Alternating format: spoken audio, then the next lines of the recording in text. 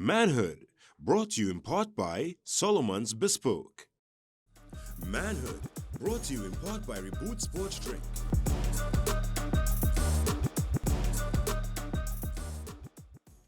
Welcome to another episode of Manhood where we aim to be better as brothers. Today is an interesting one. Why would a man commit a crime? We know we're in a state of emergency and it's very much on the tip of everyone's tongue and at the very forefront of everyone's brain with regards to what is happening right now in what was called Sweet TNT. So why would a man commit a crime? I have no better panel today than to my right, Johanse IODK, Behavior Change Consultant, ACP Wayne Meister, and then to his right, Kendall Leslie joins us here, multimedia technician. So we want to get straight into it, gentlemen, because I myself have a lot of questions and concerns. Of course, the obvious is, people that we target as the criminal element. But crime is such a broad area, where everyone in some way, form, or fashion, in some aspect, whether they know it or not, commits a crime. Whether it be white collar crime, green collar crime, I think it's called green collar or blue collar. There's so many other aspects. White collar crime. I don't even have a blue collar crime. I never really hear one. Right. I must see a color. But they have green, like environmental and all of that, But we keep using the words, for persons like ourselves, we all have a bit of white in our beard, even white people dying it this morning, that we call Trinidad and Tobago Sweet TNT. And for the most part, it is still Sweet TNT. The people in Trinidad and Tobago are special. You sure about that? You sure However, sweet? There's a group of persons that on a wider or larger perspective are causing maybe heinous crimes. But overall, we are good people. I mean, we see it Carnival and a whole load of other things. I mean, I wouldn't like to just broad brush Trinidad and Tobago as a land ridden in crime. Not really. Even when you're saying good, right? When you're saying that we are generally good people. I didn't say a good boy, eh? Good people. When you say we are good people, is that what I was discussing before? What I said, why do Trinidadians break the law? Right? I didn't say why they are criminals. I said why do Trinidadians break the law? Trinbagonians. Okay. Trinbagonians. My apologies. Right? If people break the red light, right? If somebody break the red light, can they be still considered good? Well, they committed a crime, yes. Okay. If you drive on the shoulder when you're not supposed to, you still considered good? If you litter, you still considered good? I just going through all because people who do these things might be considered quote unquote criminals. But we say the good people are TNT and Sweet TNT, but right? I'm not sure that driving culture. You break light, drive on shoulder. Well, that's a good point. Culture, no, what he's saying is culture not in alignment with the law, right? And if the culture not in alignment with the law, then something fundamentally wrong. So Wayne, as we always talk about, whether you like it or not, right? The law is the law. So until the law changes and it goes to Parliament, your cabinet, Parliament, etc., and the law is changed, it is still the law. So until that point, if you do something, you could turn around here and as we had in I don't really like to date these episodes, but last week's episode where we talk about ignorance of the law, right? Part of that is whether you like it or not. What the law is at that point, whether it be smoking your little herb and so on back in the day before it was decriminalized, it was against the law at that point. Okay. So, to answer your question, if you break a red light, he's not a good person. What I want to say in a nutshell, all have sinned and fallen short of the glory. That's all I can say. Every one of us. We casting no stones, right? We casting no stones, right? But every one of us, in some form or fashion, would have broken the law in some, But we tend to focus on heinous crimes. We tend to focus on this thing's serious and so on. But yet in our little space, we are doing little things. So if you want, Michael Jackson said it. Look at the man in the mirror. And if you start there. Probably we might get some answers. Because Kendall say culture, right? Yeah. If we are a culture of lawbreakers, right, then is this crime situation is systemic. Because somebody haven't reached the stage of being a murderer, right, doesn't mean they're still not breaking the law. And if you get accustomed doing something, right, it could encourage you to go further. And as human nature, sometimes we test things, right? So, if I break a light, if I do this, if I do that, eventually it might do something Another even thing worse. to enforcement of the law also too. Now Correct. remember the time when you used to drive without seatbelt? Nobody used to study that. Mm-hmm. And then they say mandatory, you had to wear your seatbelt or else. Right. Everybody started to wear the seatbelt. You don't know it's a fine. Mm-hmm. But breaking a traffic light, most of the time I know police officer might like to say, okay, there are cameras that are not even working to say you get a ticket home or something like that. Right. So But talk about traffic light. Let me ask you a question. You're coming home from an event 3 o'clock in the morning and you're stopped by this traffic light. It's a lonely traffic light. But in your mind you're telling yourself, some people get robbed here the last time, Mm. Right. So, I know you're good. so in that aspect, you're telling yourself, well, you look left, you look right, okay, nothing is coming.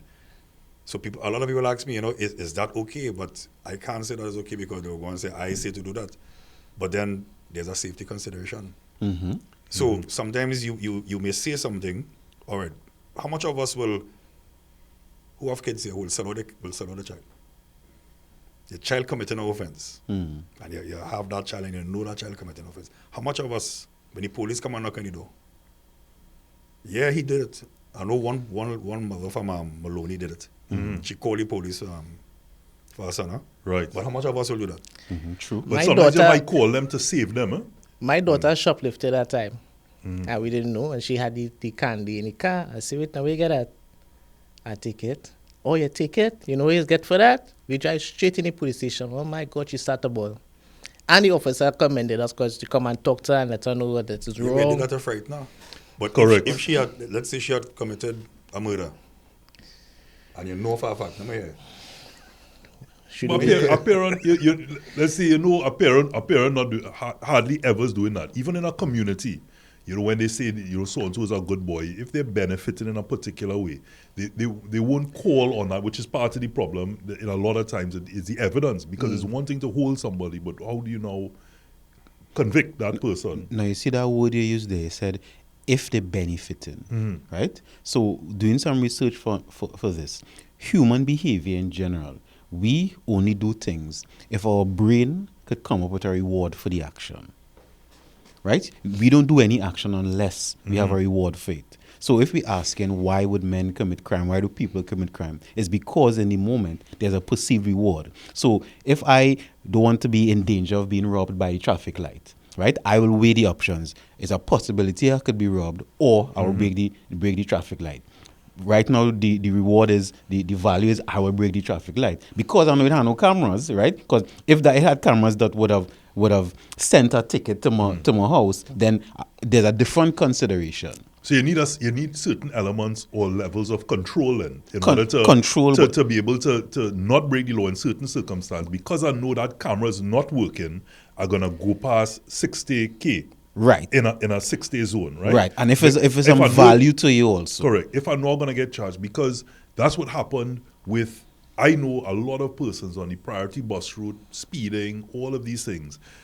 They had accounts set up. These are people of like wealth, right? So, of means.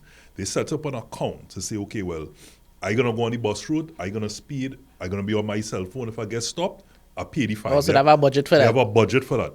When the law came about the demerits, that's when it now reached a point that, oh God, this affected me different. I can't pay my way out of this now. This is now, my license could be revoked or suspended. And therefore, that's when, as a result of that, you behave.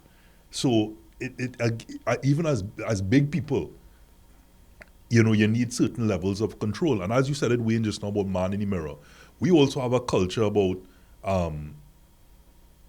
who's you, right? Or like for example, we put certain levels on crime. So the traffic light, for example, one of the things I would recommend to anybody listening is not to break the traffic light, because we've seen many really bad accidents in Mukarapo and McCoy and other areas with people doing that. I'm talking about where you can roll up to the traffic light. So you see, if you're coming to a traffic light, you approach it slowly. So by the time it changes, you move on. So you're not coming to a complete stop. But I'm asking a question.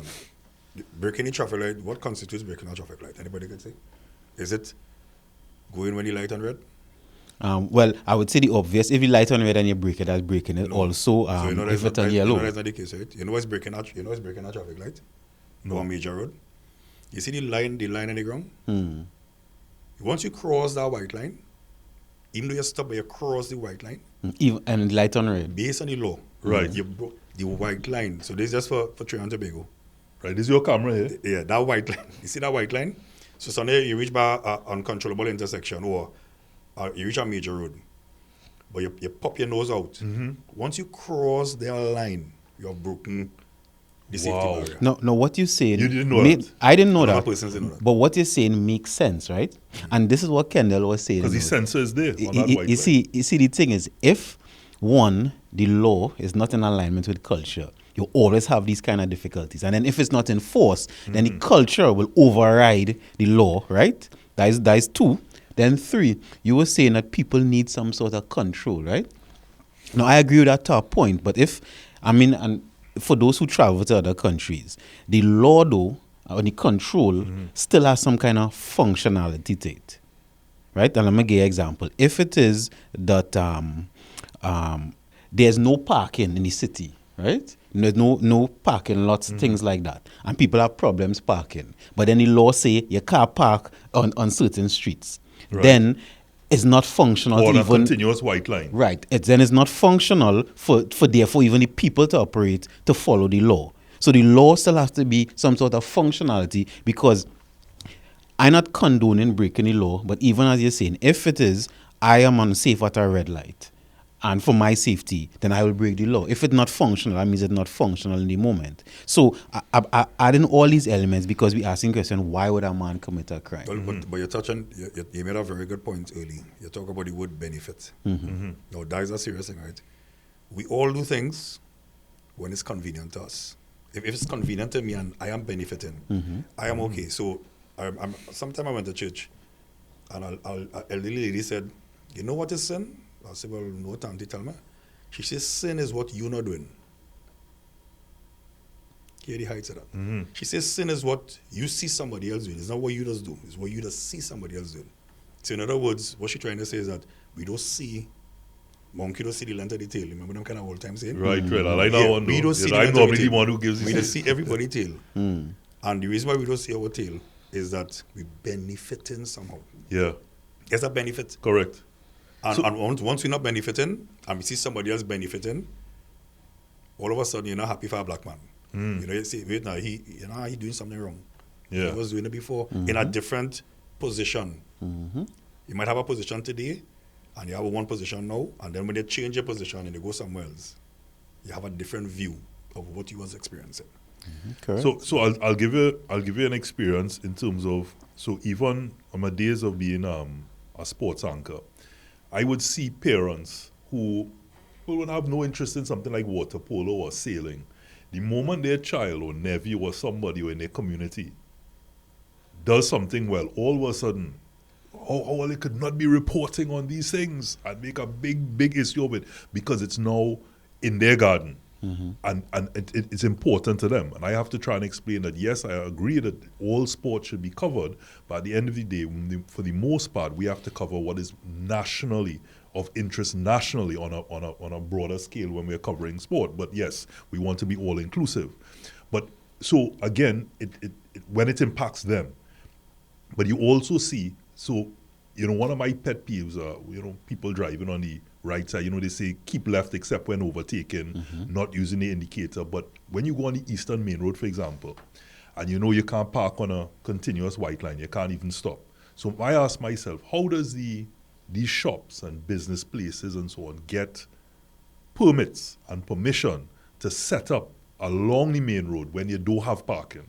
You see, So culture not in alignment so the with the culture law, not in alignment and with it's the not law. functional. But on top of that, people, somebody will park to come out and buy a roti, right? And then go down the road, drive off with the roti, and then beat behind somebody for parking, for causing traffic.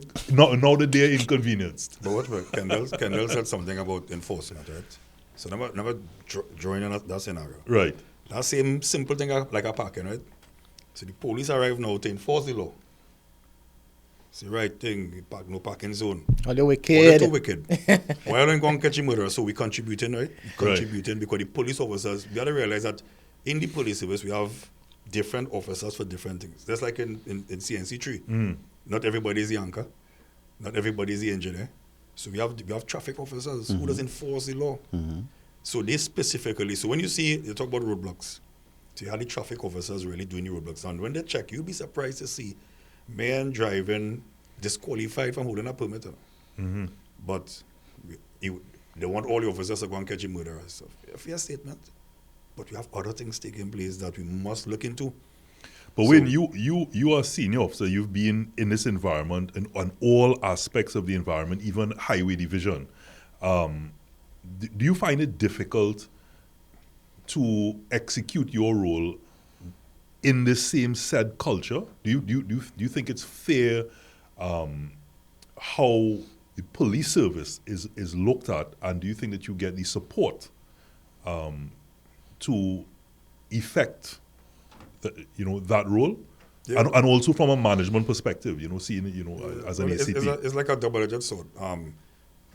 I wouldn't bury my head in the sand. We have some challenges. We have police officers who does do nonsense. Who's part of the culture. Right? Who's part of the culture, right? Correct. Because guess where we get the police officers from when we recruit them? The people. From Correct. Agreed. Agreed. It's the same crew coming by us. Yeah. And what we try to do in 6 months in training, we try to shape their mind, boy. And that's a difficult thing to shape a person's mind. 18 years of culture to shape that person's mind. So that's why something else is coming out. Huh? Now with power. Now with power. A power of arrest.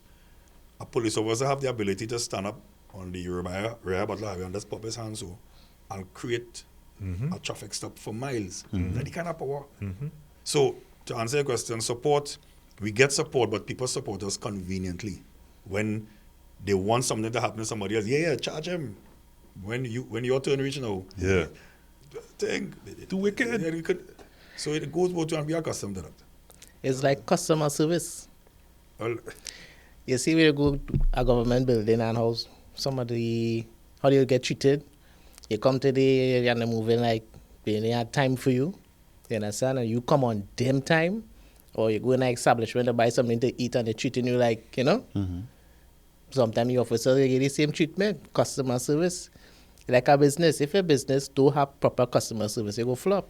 Nobody will come and do no business by you. So it's a Well, it a depends. holistic. It depends, because that's a good point to make. You see, you're saying if you don't have good customer service, people wouldn't come to you, right? But it have some places you have to go. You have a choice. So it don't really matter what treat you now. I want to go in the station, but I had to go because something happened to me and I had to go. Right. But customer service is relative, because it depends again on culture. Because have you ever gone, say, Bamboo to buy a part, right? That is not the general, like, if you when you go to certain places, you have to adapt to the culture, and that culture might be seen as the average. Good morning, sir. How can I help you? That's not how it is. It's a bit more rootsy. But once you could fit in and understand that, is par for the course. And you get what you want. You could go there and spend 5 minutes, or you could go there and spend 2 hours. It depends how you adapt to the culture with regards to customer service, as you put it. Well, maybe that is the issue in Trinidad and Tobago, right? Is that the law? I don't think the law, and I just being general here, updated itself with culture and what is functional. Because in the next segment, I'll do some research, because I can't remember the exact country, is that if the law is functional with the people and the times, then when I stop, if it had, I'll just give an example. Let me say, all right, I'll give example. You sure you want us to go to a break so you can do some research? Yeah, it'd be a crime if we take too long. Right. We'll be back.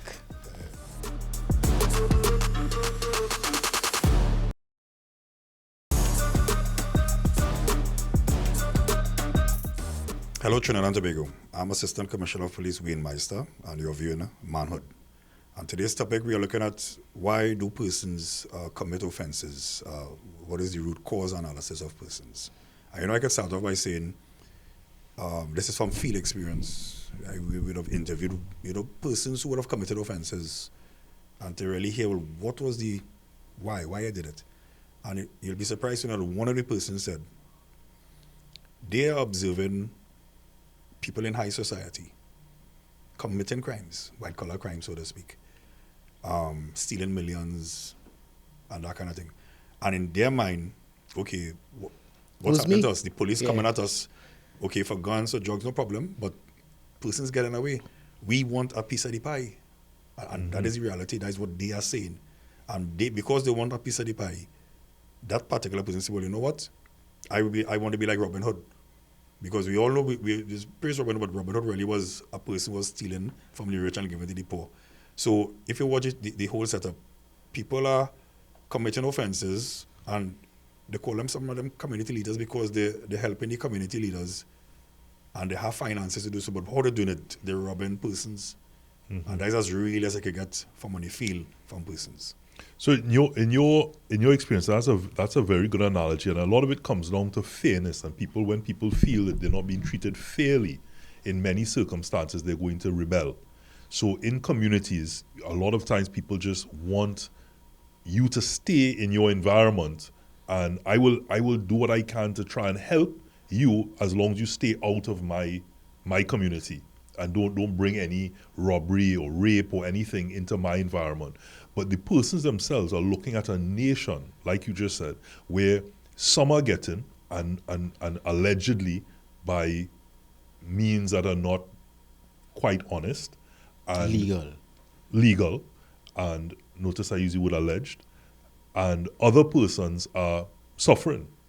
The majority, there's a huge party community where the salaries are under $5,000, and we know that you can't really survive in a real way have a mortgage, raise children, etc., and something like that.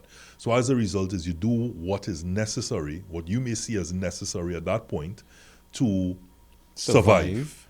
But not everyone is doing what's necessary. Then you take it another level now, and you simply want what you like nice things too. So then you go another level. And so we come back down to the real crux, the real point of today's show, which is why would a man commit a crime?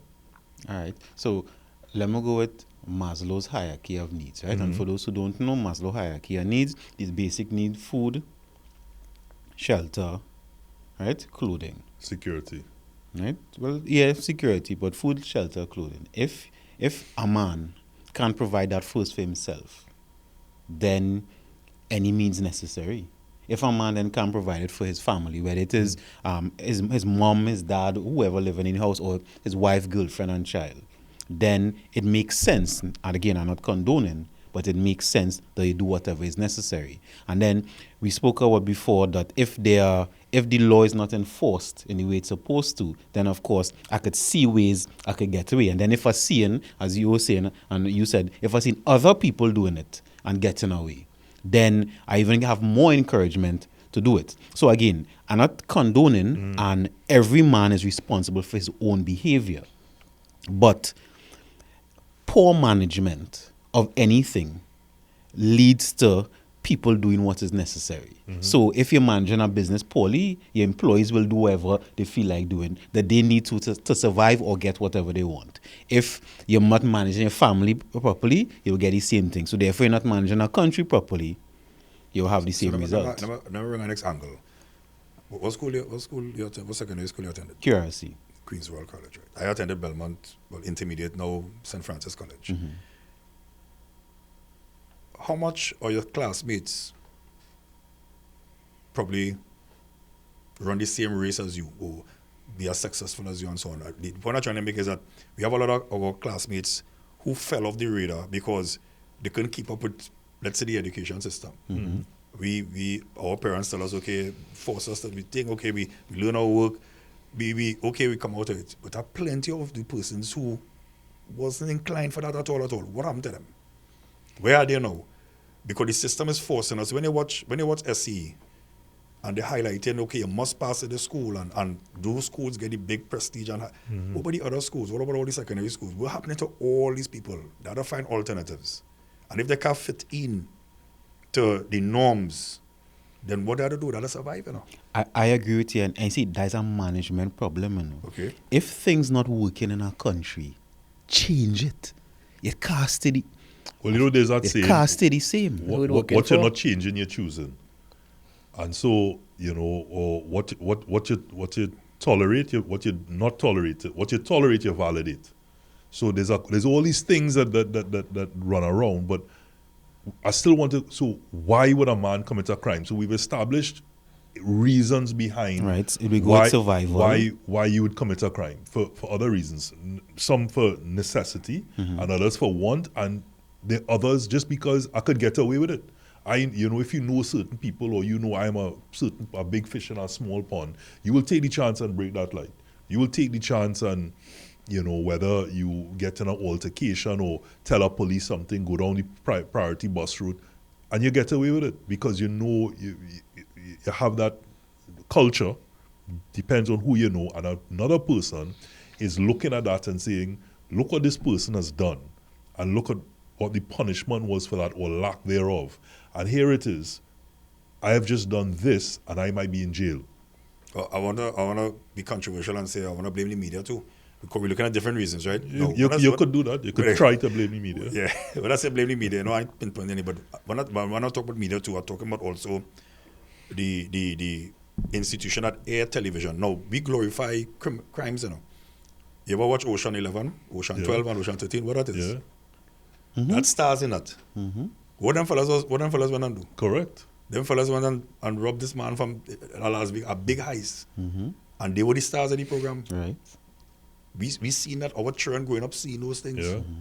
So it is sometimes even these gang shows, you know, we look at it and we like the... It's glorified. Yeah. So in that context, we're talking about with the media, you know, so we air these programs and over they seen it. I am happy. I want to be a Brad Pitt. In that program, I watching that program, like, serious thing. And you're correct, and I'm glad you raised that, because one of the other reasons I was going to say is whatever you see, you will do, right? And you know, we have a conscious and unconscious mind, or subconscious mind. Our subconscious mind doesn't know the difference between right or wrong. All your subconscious knows what is repeated. So whatever you see all the time, hear all the time, you're wrong all the time, you'll get accustomed to, right? So if you grow up seeing crime around you, that is what you would want to do, because that's what you see, right? In most cases. If you grow up hearing certain types of music, that's what you would want to do. If you grow up seeing it on TV, if it's just around you, and also, and as the point is, if you grow up seeing your leaders doing it, right? If you grow up seeing, and I'll tell you, I never forget, there's a group of boys I was doing some work with in a quote-unquote hotspot, and asked them what they want to be when they grow up. And most of them said, policeman or army man. And I was like, why? None of them said anything about helping people. None of them said anything about protection. But all of them said what they saw is the army man have a gun, so nobody will do him anything. The policeman could do whatever he want. And so I said, where you get our concept from? Sir, Mr. Ting, who is a policeman around here and ting. That is what they grew up seeing. Those along in traffic, put on the siren, all those people see that and they think, right? Well, you could... And I want that power. And when we started... Because the lack of education too is the process too. Because if they're seeing that as what they want to be because of this, not the real reason, it means our education program process, educating. Now we talk about our parents long time. Our parents long time, most of the times they were robust. We did things out of fear, but benefited us technically. But it didn't have a real reason. Now the generation now challenging that. What is the real reason why you're telling me don't do this? We can't answer them. So why? Well, I don't know. Why you can't answer them? You in that generation that can't answer, you know. Well, why you can't answer them? Because I get brainwashed now. Coming up the things, so I could only... Listen, let me shake your hand. Thank you for being honest. Right? And why I say that is because the people older than me, I am 40 years old, so right, I am a millennial, but the people older than me, who in power, who are the leaders, can't answer the questions. Even if you can't answer a question, either one, you know the answer and you don't want to tell, or you don't have a clue. And if you don't have a clue, then you shouldn't be running anything. And if you can't answer honest, well, I mean, it had dishonest leaders, so I ain't saying it shouldn't be a leader, but then understand we are being run by dishonesty. And then let we accept that and let we move to suit and not pretend that we honest and we know everything dishonest. We know I could buy a license. We know I could pay extra money to get my passport quicker. We know those things. So pretending it don't exist is also part of the problem. And therefore, why would a man commit crime? Because I know these things exist. I know I could get away with it. Because if I know that, and at least the probability of me getting away with it is higher because I'm seeing it, then why not? Well, to piggyback on what you're saying, the new generation are doing research. You don't have some offenses here. It's not offenses in different parts of the world, right? It had different. So, for example, Yes, I can't remember. Yeah, I have one. It have those things. So, if I am a student and I do research and I realize we're making a big fuss about certain offenses here, but when they go, okay, like for example, obscene language. I just say that, right? An obscene and annoying language. Right. We have Right. that in our That is law. it. Annoying language. That is I it. mean, We have that in our law books, but when you go to the United States, You can see what you certain want. states, but you see police officers getting cussed out, freedom of speech. right? Telling them all kind of different things, and it's a normal thing. So our generation watching those things, why we so backward? I would say, why we so backward? Okay, they criminalize the aspect of marijuana, right? Some places that is free reign. You could have your trees, you could grow your backyard. So they're seeing those things. There's a rebellion taking place. There's a revolting. Things happening internationally, but we still here. Yeah. And who we are falls change. who But you falls mentioned is that we management. still here? Well, you mentioned Management. management. Right? And I'm saying that because if we have a system where we have to elect managers, right? Then the managers have to do something. If the manager's not doing it, then the employees will then revolt and do what they have to do now. However, I want to come back to not just the topic, but something we said at the start, the man in the mirror.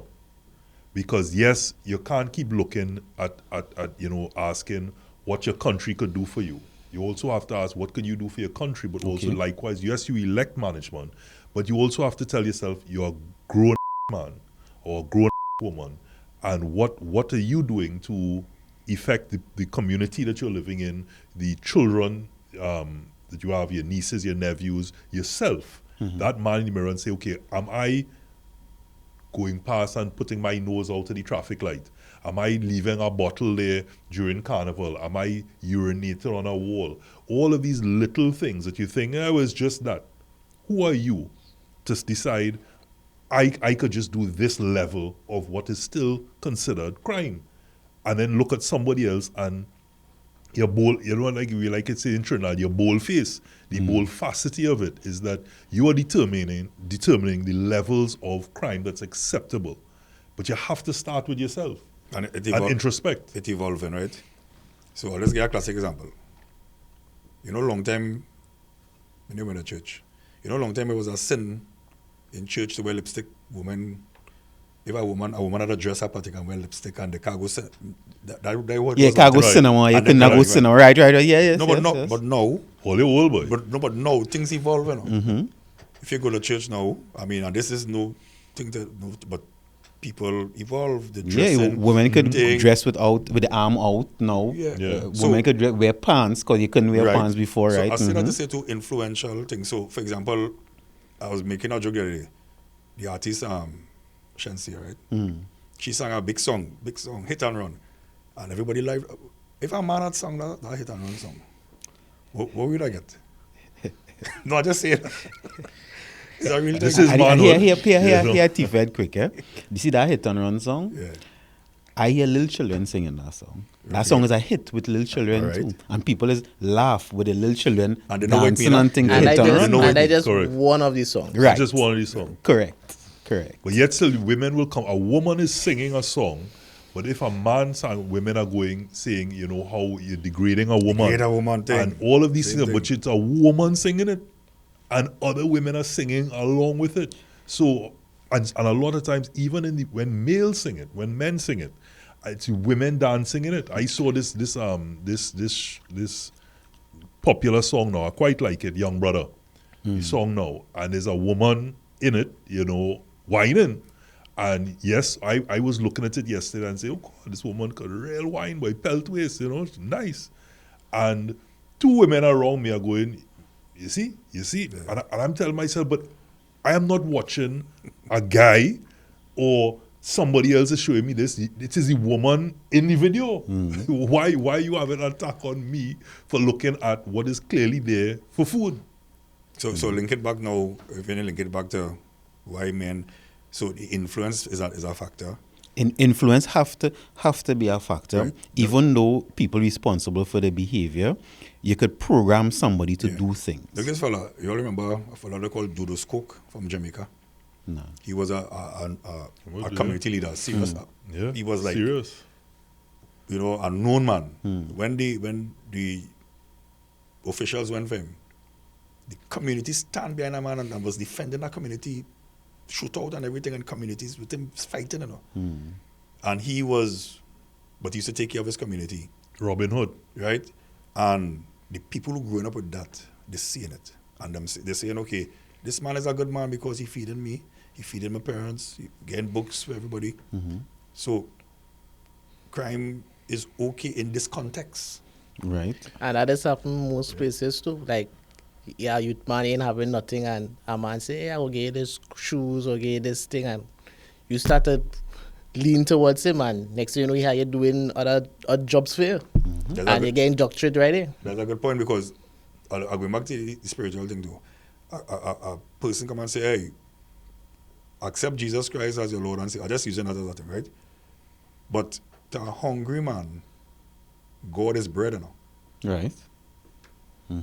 So if I just tell you accept, and accept, and I, so you say, if I call you and say, okay, come, you're hungry, look something to eat, then I looking at you now. Yep. As And we go back Maslow hierarchy and needs. Food, you're hitting the nail. shelter, clothing. You give people these things because if they don't have it, then it's in scarcity, and I mean it will be their God, and again that is a management issue. And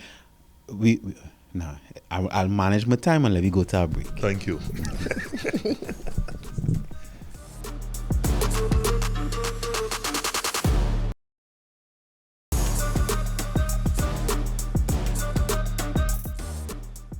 Welcome back to Manhood. We're speaking about why would a man commit a crime. And one point we left on is the influence of video games, the influence of music, the influence of things that people seen around. And I was making the point of this Christmas, 2024 Christmas. I can't say all, but the majority of children I see running around with the water gel pellet guns, guns. Everybody running around shooting.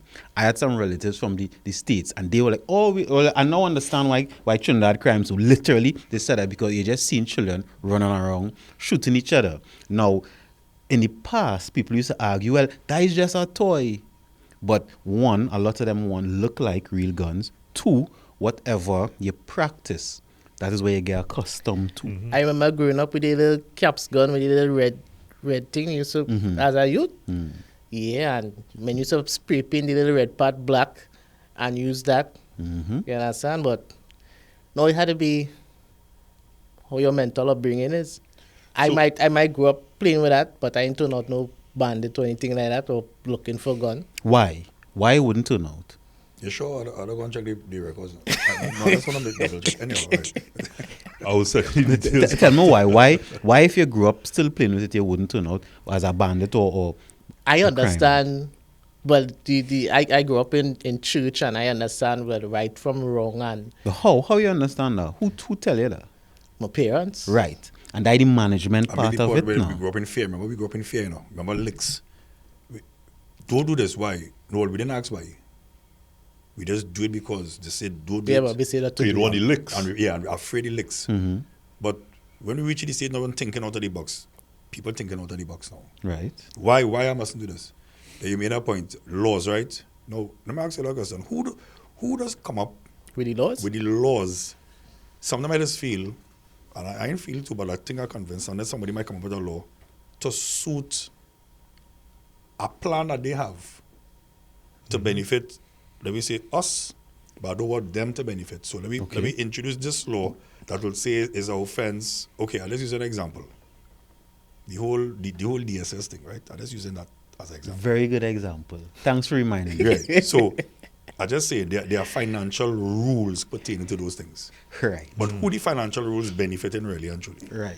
So and how much of them know the rules? Right. Only a But few. the man on the ground, he's saying that, hey, I could put this here and get back this here, and we could pull together like a susu, like generally like a long time susu. Same thing like the a bank doing, Yeah. but you can't do it. But we can't do it. So why I can't do it? That like, I just throwing it out right now and say, right? way and play. Yeah.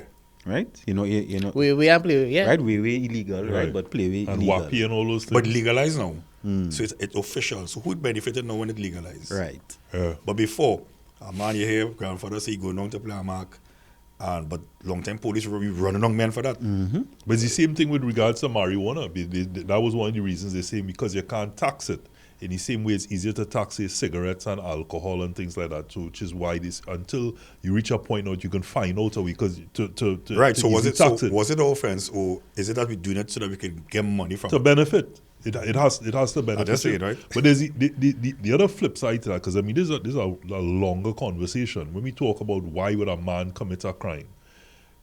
Part of that also is that in feeling a sense of unfairness, because we've seen history where people have had to rebel, people have had to kill, people have had to do certain things. Even Gandhi, had to turn to bloodshed at some point because it's the only way. Jesus, ran into the temple and started share licks.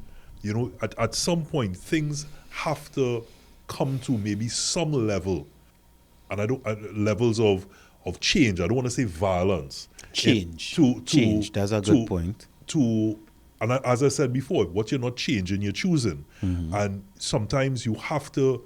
What we now benefit from, even Carnival, was born out of rebellion. And at that point, it would have been seen as, boy, what everyone's doing is. How much of them know that? That it was born out of rebellion. How much of them know that? All they know is party. So, and this is the point. What we enjoy now, at some point, somebody had to stand up. Somebody had to say, That's "This is why." Right. And so what you're saying there, we know, or at least we think we know, change is the only constant, right? We think we know that, but we want things to stay the same. And if anybody, whether it is you personally, whether it is in your family, whether it is a business, or a group or organization, or a country, if you refuse to change, then change will be made for you now. Correct. Right? And revolution is change. Revolution only become necessary when the things not changing. Because if we realize, wait now, we're in 2025, and this law needs to change, this needs to change, and we're doing things to make sure. By now we know it have too many cars on the road. Maybe we should do the train system. Maybe we should do a railway. Maybe the PTSD buses should be on time. Maybe all those things we know they're supposed to happen. That should change. That it's not. Then the only thing left for a man to do is do the revolution for himself. So if like you personal, like we say you want to get a new job, you want to lose weight, you want to whatever it is. If what you're doing not working, then you had to do something to change. So you had to have a self-revolution first. Then if you and your wife or your girlfriend, things not working out, you're casted to doing the same thing, you had to do something different. Your children not working out and are going step by step. Your neighborhood, your community. If it's not working out, then a man have to do something. You're looking in the mirror, yes, but you have to do something. So are we saying then that, and I'm asking the question because I don't want to leave, there's a lot of open-endedness in this conversation. And, I don't want people to pick certain parts of it and think, boy, this is where I could take this and run, hit and run. I'd say it in another context, right?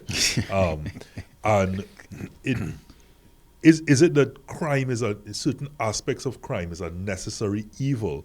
Because at that point, whatever, as we talk about here, Wayne, what that law may have been set up for at this point is no longer part of, say, this new generation.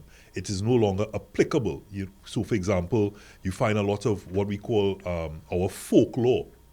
Folklore comes as a result of ways that communities would have put things in place to have levels of control over their kids, for example. So when you come up with things like larger bless. That's for you to stay inside. To stay inside. Don't go into the forest. When you go dwen, don't want you to go in the water. Stay away from the water's edge. things that levels of control in Ireland. When you talk about the mermaid that throws the comb and things like that, it was women who were considered at that point impure because of their menstrual cycle. There's a lot of things that were brought about as a result of means of control. So I'm saying, is crime then? Like you say, means of management. Management. Is crime then a necessary evil to sometimes bring about change? So, a lot of people may look at what could be a crime today, 10 years from now might not be a crime.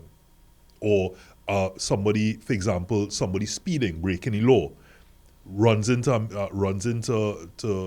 a particular area, and then all of a sudden we get traffic lights. We get what's it called? The walkover. The walkover or the shoulder. Well, don't get me started on walkover, because you build walkover and you see people under the walkover running across the road, right? So how many people actually use them? But again, that's another show.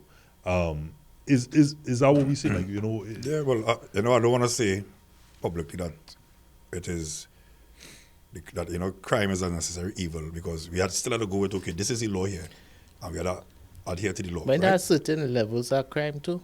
Well, I was saying, because you have a man under poverty, he can't feed the family, he looking for something to do, he can't get a job, he had to feed the family, he might go and shoplift.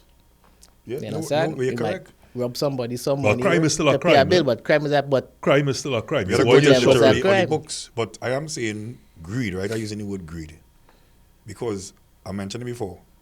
Who are the person who come up and it doesn't be it's not the man on the ground You come up with the law. who does come up with the law. I just say But if we say and we have a plan, but we say, right, how to make some money, so on, so boy, and I say, right, you have power here, right. If we come up with a rule, If I do have all the $100 say, bills, let me change the $100 bills, right? Okay. they come up with a rule that the only person supposed to come on manhood is men over 40. I'm just using that. Yeah. So we create a rule. So the person under 40 wants to, well, why are you doing that? But we just don't want all to hear. I don't want to hear Gen Z perspective. Yeah, we don't want to hear all that. We want to keep us in the circle here. Right. So Okay. it's a revolt. You say it's a revolt because the young generation revolting in their mind. They're challenging. And we as police officers, sometimes you say a police officer have a discretion. Because sometimes we see certain things happening, and it's not that, I don't want to use the word we turn a blind eye, but sometimes we analyze a situation and we say, okay, sometimes you lock up a man, you put a man before the court, he have nothing. You put him before the court, he make a jail, he goes in, he comes back out worse because he meet friends and so on. He come back out with nothing, and he goes back and there's a cycle. Where is the change for this man? Right. Those are the kind of things we have to consider. How, as you said that, I want to, because I don't mind even extending this segment. How do you look? You said discretion. Now, there was an example of a friend of mine recently. The estranged, or the separated now from his wife, and went to the police station. She had a protection order. The protection order was basically about getting back into the home. And in getting back into the home, it was like, well, how are you coming back into my home? It's not really my home. It's a dwelling with other persons there. I'll get something for you. Now, the piece of paper was an instruction by the court for a certain action. But the police officers at that point were able to look at that, and even though there's an order, to understand the circumstance, because it was over a weekend, so they couldn't do anything until you can't go to the court until Monday unless you go to a justice of the peace. And they were able to, as you said, use discretion and understand the particular situation, and had them resolve their particular situation to then rent a place for her. So my thing, Wayne, at that point, I would have felt, hearing the story, went, wow, kudos to those officers for using the noggin, as they say, and using that discretion, working out a situation, but in not even technically, but as law enforcement, they were supposed to enforce that law, regardless of what you say in here. I'm supposed to enforce that law, which could have ended up into probably a situation of domestic violence. How again, when I mentioned to you, especially you in a senior capacity, having to manage and lead other minds, like we spoke about those 18-year-olds and these people coming here, how do you how do you manage around that? The difference between the law and what you know is right. Right, so let me shift it around. Let's say they had used the discussion, and let me say that over the weekend the man killed his wife. Now the same people who was saying Hosanna to the highest on a Sunday was the same people the next week say crucify him. You know? The same people. So you may applaud us for using discussion in this, but if something has switched now, you'll say, well, why the police didn't enforce it? So that's why sometimes we have to take the hard approach, especially with domestic violence now, and go with the law, because we can't afford to take no chances. So when I talk about discussion, sometimes if you could go and resolve a situation and you know it could work, then all good and well is a win-win situation. But do you have that bandwidth, is what I'm saying to you? Is it an unspoken No, there's word? nothing in law saying that we could use our discussion. It's either you commit an offense and we lock you up or not. But there's always the human, the way you call not the letter of the law, but the spirit of the law, that we need to sometimes look at as human beings, because at the end of the day, when you think outside the box, where is this going? It's not going anywhere. But could you be brought to task for that if that was then recognized? Like, for example, if after the fact this situation is resolved and a good deed was done and domestic violence was, potentially averted, is it that another officer who may have been listening in could say to himself, but you were supposed to enforce that law and you didn't? Could you be reprimanded for that? You could, because there's a court order now. Court orders must be followed by the police officers. So you could do it. You could do two ways. You could still serve the person, and still offer that counseling as part of our actual layer. But anytime they refuse to do the court order and just do the counseling alone, so that will go hand in hand somewhere along the way. So we have to follow the law. So we come back to when we spoke about reward and consequences and fear, like with licks and all these other things. Are you now going to say, listen, I know that this could be resolved this way. I know this is the right thing to do. I am people too. As it voice had said it, we is people too, I is people too. And you know that this could be avoided there. But are you then going to say, I'm not going to take this road because, you know what, I have my family to feed. I'm looking for this promotion. I'm not trying to get involved in that. Family, here what? This is what have to happen. And we go down a road almost like locking somebody up for something that is minor, and then we turn that person possibly into a criminal, or in this case, a domestic violence case that could be averted. Robert, you see those factors you're saying there? When you're managing anything, you'll have elements or variables, extraneous variables, things that you couldn't figure out before, you couldn't predict. And therefore, a good manager will now put systems in place. So you're running a business, certainly with customers, you never know. You write a new amendment, you write a new law, you write a new contract. And therefore, that means it's change. If things are not changed, because as time go forward, new elements will come. So before, it was based on fear. You do this, you have to listen to it.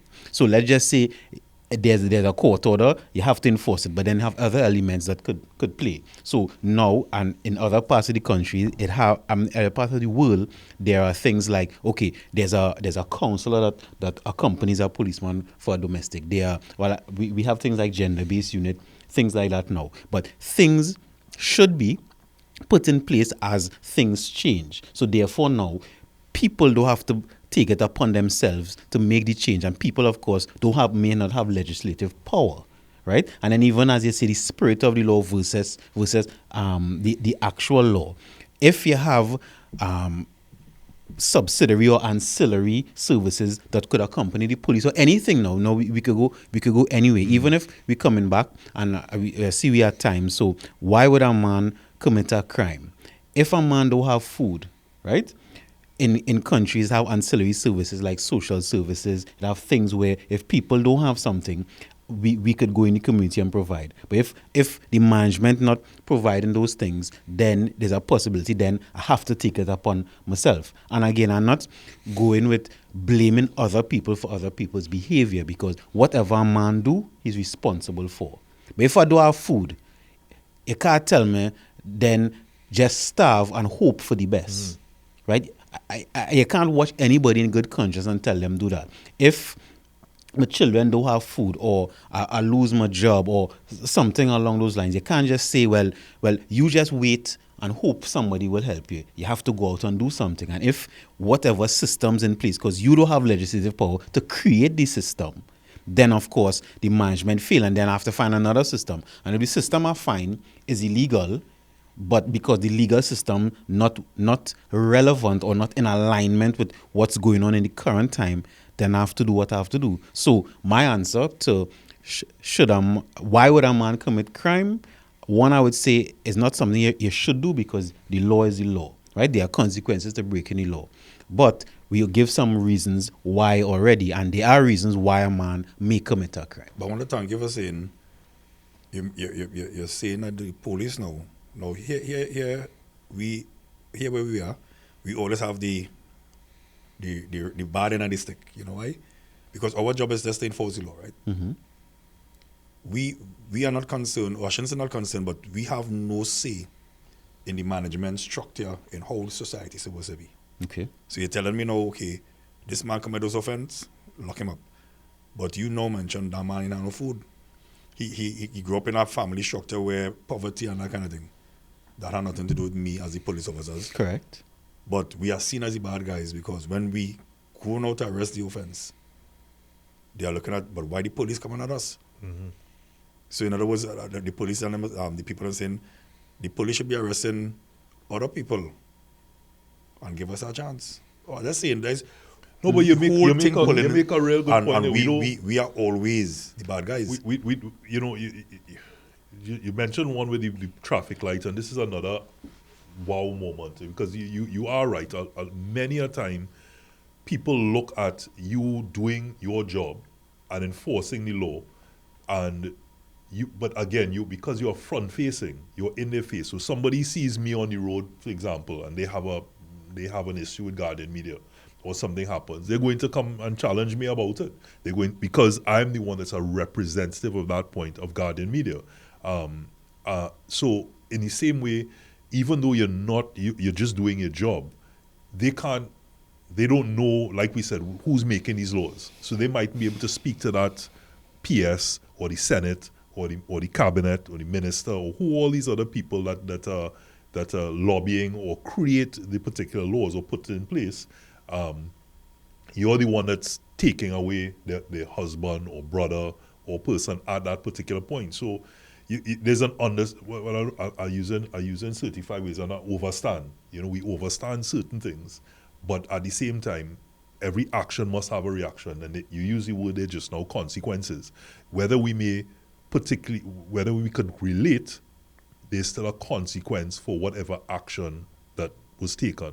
And so I don't really want to use the time left on my summary of this conversation, because I really want to hear from you, Wayne. And it'd be remiss of us not to have, in the midst of a state of emergency, not to have a conversation of your thoughts on that, whether it is going to resolve anything in this country. And do you think we are lost cause? Basically. Right, so to answer the last question first, no, we are not a lost cause. We could, as a wise man, as a man said it, we could make Triangle go safe again, That could happen. And I mean, that is my mantra. We could make it safe again. And what would it take? I don't want just to say that, just like that. We could make it safe again. What? And I'm asking you not just as ACP, I'm asking you as you're on manhood, I'm asking you as a citizen. I honestly believe that we are still the best planet, the best country on the planet, right? I agree. Because we are accustomed to a level of freedom which we experience. The day that we lose that freedom, then we'll understand it. But we had a level, and we could do it. But I believe education is really important. I believe also too that you take everybody, you do a skill banks taking the service, find out who's an expert in what, who could do this. All of us can't do the same thing. I talk about when we left school, where are our colleagues? And we see what was happening. We need to find out and find a chart for them. And if you could find a chart for them by educating them as this direction they could go in, it could work out. But it's a collaborative effort. So my next question then would be, do you think it will be done? Because we could say this is what it will take to bring Trinidad back to sweet TNT again, you know. But do you think in our lifetime that somebody's going to have the cojones to be able to do that, and that the nation will support such a decision? It could happen. It has a lot to do this young generation, and I will consider myself in this generation, meaning that even though I consider myself a hybrid because I do my research, I like to keep learning and so on, so I want to keep abreast. And there are persons who are challenging the status quo. They're going to challenge it, and somewhere along the line, somebody's going to evolve and emerge. And the status quo will die eventually, right? Well, I mean, they're holding on, but you can't fight age, right? And when the status quo go on, I mean, then things will have to change, you know. Change. Yeah. Trinidad have to change. We're trying to keep Trinidad the same as But would it be at peace? Would it be a transition peacefully, or do you think it needs to change like a that depend on the management? Coming to a communist environment. That depend on the management. I'm not gonna say that's the management. It depend on the management, whether it's violent or not. You gotta manage the little ones coming up. It can't change just so. It's a generational change. You manage the little ones. I saw, I think it was Australia. Australia had a gun law license like US, and they had a lot of mass shootings. And one day the Prime Minister said, well, New Zealand. It was New Zealand, right? And they just get rid of all the guns. And from the development, from the little ones, come up. Look how China does do it. Look how Japan does raise the little ones. And they're very disciplined. Mm-hmm. And that's management. And that is management. Technology will help us, you know, because whether you like it or not. Nah. No, I'll tell you why.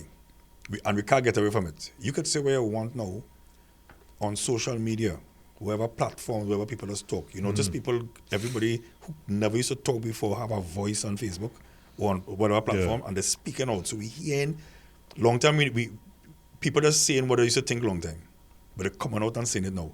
And those are the kind of things that drive change. So when I stand up and say, you know what, from now on, I really don't feel breaking a traffic light at 3 in the morning. If it had no cars coming, and I could proceed.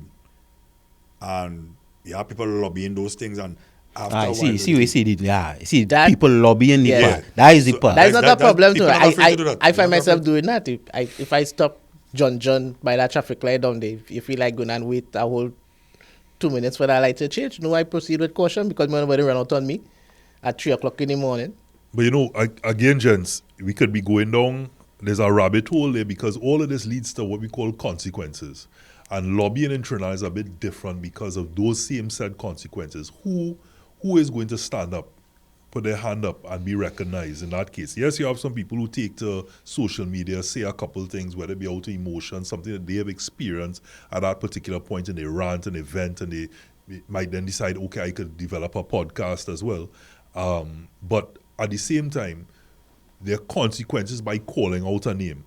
There are consequences by going after a particular situation because your job may be affected, family life may be affected. The things that, as we spoke about reward and fair and all these other things that could affect whether or not you want to come together and make a change. Because you can't tell me that people in Trinidad right now and Tobago are happy with what is going on in Trinidad and Tobago. And I'm not blaming anybody. I'm not blaming management. I'm not saying is this one fault or that one fault.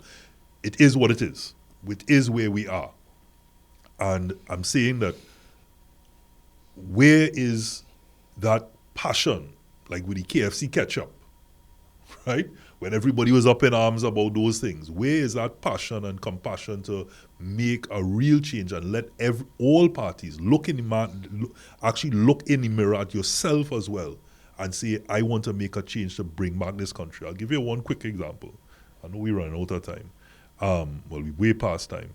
But when I was returning just before New Year's actually, and a guy sat next to me and said, oh, you're from Trinidad and all that. And I said, yes, I'm from Trinidad and Tobago. Made sure to let him know it's Trinidad and Tobago.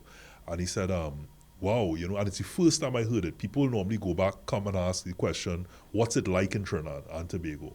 He asked me, how do you cope with the violence in Trinidad and Tobago? And you're going back to an SOE. Now, when I left, it wasn't a state of emergency. I returned to an SOE. And it made me feel at that point when he asked the question, I said, wow, through his eyes, this guy is probably thinking I'm returning to A war zone. like a war zone, Yeah, war-torn you know, nation. a war-torn nation, like how we may be looking at people going to certain areas of Afghanistan. Well, probably we are and- portrayed like that No, but out I'm there just, to him. so I'm there now trying in my mind saying, listen, you're not gonna walk away from me now. At that point, I pull out my airport. I know you're not gonna walk away from me now, thinking that my country is a war-torn zone. You know, so I then started to tell him, I said, buddy, I going back to, you know, to have a drink. Trinidad is not the place that's being depicted in said media. There are issues. It's a group of persons, etc., that are causing this. But at the same time, the majority of Trinidad and Tobago accepting it. Remember, you say what you're not changing, you're choosing, is resulting in where we are at this moment. But again, that's a whole other manhood. I still want to find out your thoughts on state of emergency because Okay, again, well, you know, senior enforcement, right? No, the state of emergency have a purpose, right? And it gives the police some additional powers to operate. If you want to use the word a little more freely, in that sense, of course, by law. So its function will cause results, as you're seeing, right? are we seeing that? Yeah, because, you know, let me ask you a question. What was the murder rate last year around the same time?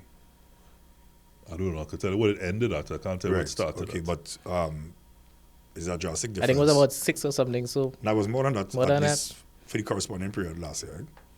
So the effects will work, but our main issue is that the SOE there's a time period. The maximum the SOE could go to is 6 months, maximum. Right. Other than that, it cannot go beyond that. So we have to be just thinking about, okay, then what is going to happen next?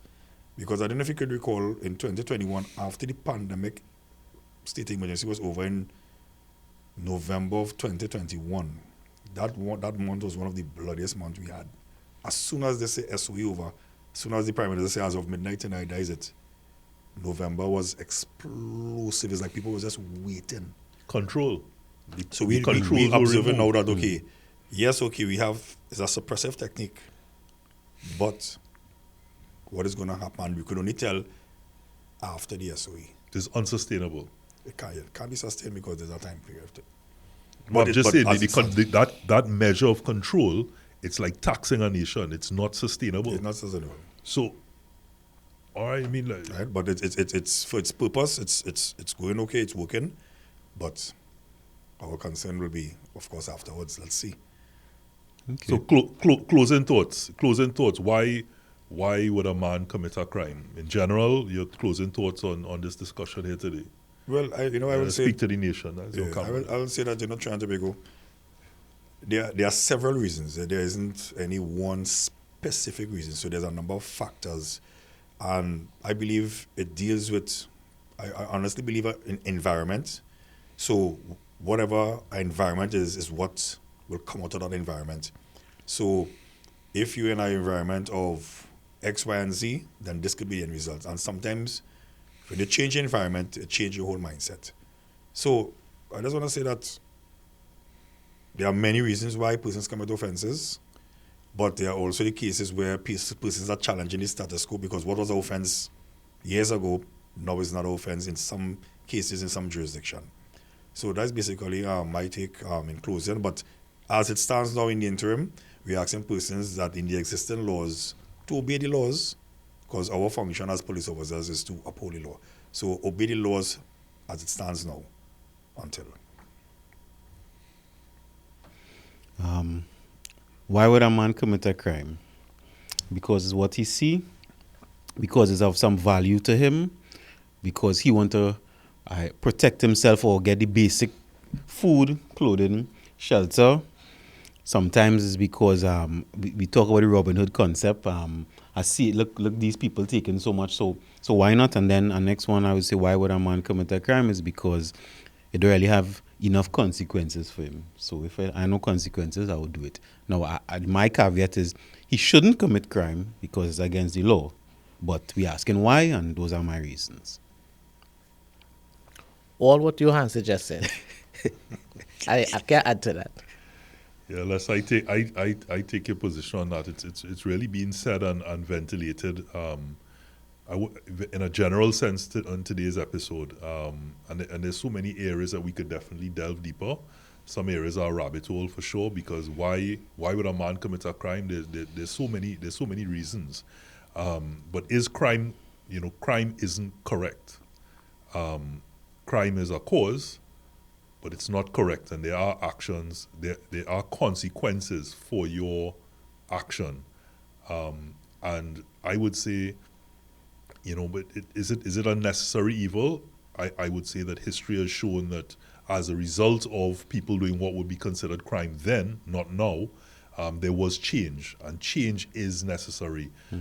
Peter Drucker, I believe, said it, the only constant in life is change, or the only constant in your environment is change. And so, but there are consequences, whether the right controls and managements need to be put in place. That's certainly something that needs to be looked at, but something needs to change. We can't continuously go through this period. And I would say, to take your words, Wayne, let's start with the man in the mirror.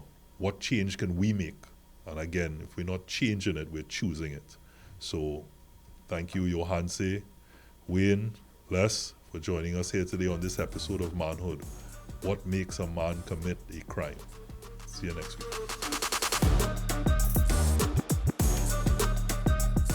Manhood, brought to you in part by Reboot Sports Drink.